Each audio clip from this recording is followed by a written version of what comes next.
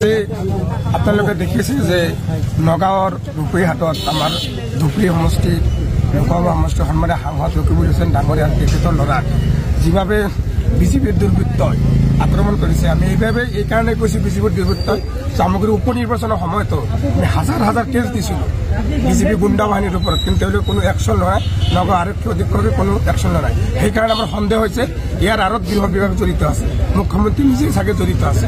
সেইকাৰণে এনেকুৱা কাণ্ড কৰিব পৰা হৈছে।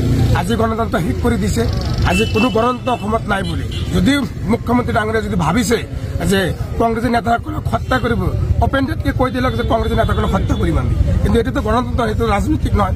যেনেকুৱাভাৱে হত্যা আজি সাংসদ ডাঙৰীয়াক অত্যাচাৰ কৰিছে, আক্ৰমণ কৰিছে, মাৰিছে, পিটিছে, এইটো গণতন্ত্ৰৰ টোটেলি বাহিৰত কাম কৰিছে। সেইকাৰণে মুখ্যমন্ত্ৰী ব্যৰ্থ হৈছে। মুখ্যমন্ত্ৰী পত্ৰালিকা আমি মন্দিয়া যুৱ কংগ্ৰেছৰ উদ্যোগত আমি পত্ৰালিকা দাখ কৰিছোঁ আৰু ইতিমধ্যে আমি বৰপেটা জিলা যুৱ কংগ্ৰেছৰ তৰফৰ পৰা বৰপেটা সদৰ থানাত এজাহাৰ দাখিল কৰিছোঁ আৰু অহাকালিও আমি যুৱ কংগ্ৰেছৰ তৰফৰ পৰা ডিষ্ট্ৰিক্ট যুৱ তৰফৰ বৰপেটাত প্ৰতিমূৰ্তি মুখ্যমন্ত্ৰী প্ৰতিনিধি দাখ প্ৰতিবাদী কাৰ্যসূচী ৰূপায়ণ কৰিম। গতিকে আমাৰ এটাই দাবী, মুখ্যমন্ত্ৰী পদত্যাগ কৰক, নৈতিক দায়িত্ব স্বীকাৰ কৰি পদত্যাগ কৰক, নহ'লে আমাৰ গণতান্ত্ৰিকভাৱে আমাৰ আন্দোলন এইটো যদি উচিত তদন্ত নহয় আৰু আৰক্ষী বিভাগে যদি মুখ্যমন্ত্ৰীক গ্ৰেপ্তাৰ নকৰে আমাৰ আন্দোলন চলি থাকিব গণতান্ত্ৰিকভাৱে। আজি নগাঁও ৰূপহীত আমাৰ ধুবুৰীৰ মাননীয় সাংসদ ৰকিবুল হুছেইনক শাৰীৰিকভাৱে প্ৰহাৰ কৰিছে কিছু অচিনাক্ত দুৰ্বৃত্তই। আজি দেশত যি আইন শৃংখলা এইটো ব্যাহত হৈছে, সেই হিচাপে আজি অসমৰ মুখ্যমন্ত্ৰী পদত্যাগ কৰা উচিত। আমি তাৰ প্ৰতিবাদত আজি মন্দিয়া ব্লক কংগ্ৰেছ আৰু যুৱ কংগ্ৰেছৰ উদ্যোগত মন্দিয়াত এখন বিশাল প্ৰতিবাদী কাৰ্যসূচী পালন কৰিছোঁ। কাৰণ গোটেই অসমৰ মানুহে বুজি পাওক দেশত আইন শৃংখলা ব্যাহত হৈছে, কাৰণ সাংসদৰ নিচিনা এজন মানুহক শাৰীৰিকভাৱে দিন দুপৰতে যিটো আক্ৰমণ কৰা হৈছে, এইটো দেশত কোনো আইন শৃংখলা নাই বুলি আজি পৰিগণিত হৈছে। সেয়ে আমি মন্দিয়া ব্লক কংগ্ৰেছৰ উদ্যোগ আৰু যুৱ কংগ্ৰেছৰ উদ্যোগত প্ৰতিবাদ সাব্যস্ত কৰিছোঁ।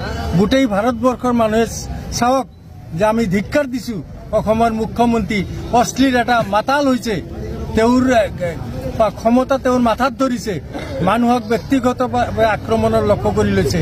আজি গৌৰৱ গগৈৰ নিচিনা এজন নিশা মূৰ্তিবান মানুহক ভাৰতবৰ্ষত তেওঁৰ ওপৰত টাৰ্গেট কৰিছে। গতিকে তেওঁৰ ভয় হৈছে অনাগত দিনত 26ত তেওঁৰ গাদী নাথাকে কাৰণে তেওঁ মানে উত্তাল হৈছে, মাতলীয়া হৈছে।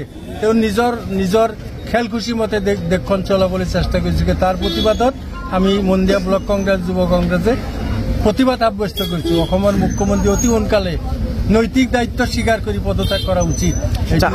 সাংসদগৰাকী চিকিউৰিটিৰ কোনো লেপছ হোৱা বুলি আপোনালোকে কয় নেকি? চিকিউৰিটি লেপছ হোৱা বুলি ক'ব নেকি? নিশ্চয়। এতিয়া মুখ্যমন্ত্ৰীয়ে কৈছে তেওঁ এস্কৰ্টৰ ব্যৱস্থা কৰিব কিবা? নাই, তেওঁৰ চিকিউৰিটি সকলো ফেলিছে, তেওঁলোকৰ কোনো দায়িত্ব নাই, তেওঁলোকে দায়িত্বখন এৰি দিছে। দেশত যি হয় ঘটক, বিশৃংখলা দেশখন ভৰি পৰিছে, মানুহ অতিষ্ঠ হৈছে। গতিকে এতিয়া আমি নিজৰ জীৱন লৈ জীয়াই থকাটো সাধাৰণ মানুহৰ কাৰণে ভয়ংকৰ অৱস্থাৰ সৃষ্টি হৈছে। গতিকে এনেকুৱা অৱস্থাত অসমৰ মুখ্যমন্ত্ৰীয়ে পদত্যাগ কৰাটো নৈতিকভাৱে উচিত।